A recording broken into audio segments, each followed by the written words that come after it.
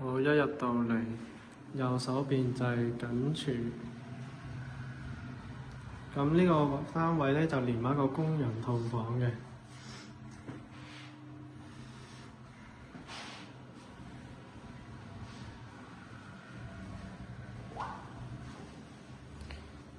咁呢邊望嘅景觀就係東南嘅方向。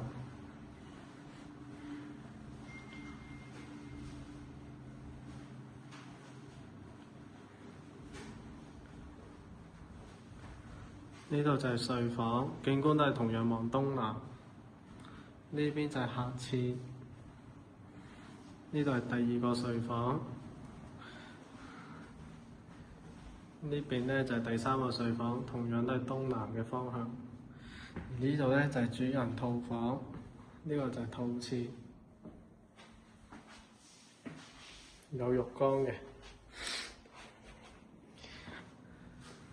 主人套房呢度有個小工作台，而呢度嘅景觀呢，就比頭先三間房更加開揚寬敞，而且景觀向嘅方向都係東南。